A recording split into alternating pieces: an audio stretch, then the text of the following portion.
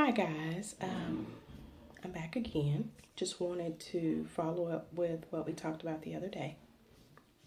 And I've talked about pimps, thoughts, and hoes, and was a little bit angry, probably a little bit disappointed, more so than anything. Just really concerned. And this morning I went on Facebook and I put in pimps, thoughts, and hoes. And what I'm going to do is underneath this, I'm going to post a link or post the things that I found. But anyway, I say all of that to say that sometimes when people are trying to mask their emotions, the expression of it is going to be negative in the sense that, let's see, say for instance, when you were kids, somebody called you names, 9 times out of 10, they're probably a little bit jealous, okay? But what I'm going to need from you guys is I need you to become aware that we are all looking for the same thing, acceptance and love. But what I also need from you all is I need you to know that nobody wants to be played with. So when we hear these names being called, it is an expression of a hurt or pain that is connected to a thing that's being done. And I prayed about it, and the Lord gave me, that He's the lifter upper of our head. And so my people perish for a lack of knowledge. And so I'm just going to need y'all to be more cautious and wiser about the decisions that you're making. Again, it was 90,000 new cases of AIDS in one county in Atlanta in 1 month. So my frustration is that we all have the same need emotionally, physically, but then we attach so many other things to it that it becomes complicated. Love is simple. Love is simple.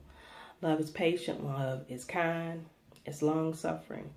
Your grandmother and your mother put up with the person that they fell in love with, and some of them suffered a long time. It means even when Jesus went to the Garden of Gethsemane, He asked them, can you not tarry with me an hour longer? Just in other words, to get me through this tough place.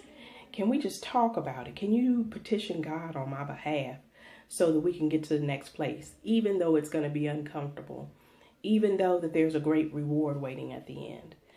So I guess my plea to my babies, my little thotty poo-poos, y'all little so-called pimps, I need you to protect yourself. I need you to love yourself. I need you to take into consideration each other's feelings and not necessarily all the behavior. Sometimes you meet people that they might be totally in love with you, but they find another opportunity. And for that, I'm sorry.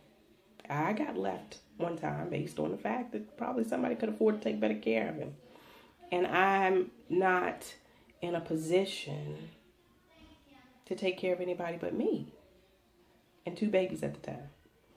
So I'm going to ask that we start forgiving ourselves for letting people in. But I also want to ask you that if you're going to ask someone to commit to you or to have a relationship with you, then be aware that you are emotionally responsible for their emotions throughout the day, throughout their life, especially if you're committing to a marriage, and that it is work. It is work. It is work. So, girls, you're afraid of being cheated on. I know I am. That is the most horrifying thing to me, because the disease, if it was the 60s or 70s and we could go down and get a shot, I might not. Yeah, I would. I'm sorry. But here it is at this day and age, me not being able to trust you to do the right thing is going to make me sick. And the reason that you're reaching out for other people is because sometimes it's based on a fear of committing and being emotionally intimate with this person. So I'm just asking us to stretch ourselves. And I want to say that in Atlanta, one of the things that the smart people do, I mean smart people, not just the smart people, but a smart thing to do would be, say for instance, if you're interested in sleeping with someone, don't just jump in the bed. Please, don't just, it would be the equivalent of putting a gun in your mouth, okay? And just blowing your brains out. What I need you to do is, on Wednesdays, the health department, you can get a free HIV test. CVS, I don't know what the schedule is in your area, but you can go and get an AIDS test. If you are willing to be physically naked with someone, you have the right to ask to see their card. You also have the right to ask them questions about did you sleep with, and them to be open and honest enough to tell you the truth if they're having sex with someone else. And even, unfortunately, you have to ask, did you do this? Did you do that? So, and if you're in a committed relationship, there's no point in lying, because if you poison this person with your dysfunctional love, it could kill them. It could kill them. And for you guys that are going in a strip club and getting lap dances and slipping up inside of people, it has got to stop. It has got to stop. It has got to stop. It has got to stop. You have a partner or someone at home. You need to solidify that relationship. The same energy that you're giving to these other people, if you invested half of that into the one person that you have, you would have a successful relationship. Anyway, that's my spiel. Guys, I'm going to need you to be careful too. If a woman is smart enough, intelligent enough to protect herself from you, also protect yourself from her bodily fluids. I need you to do this.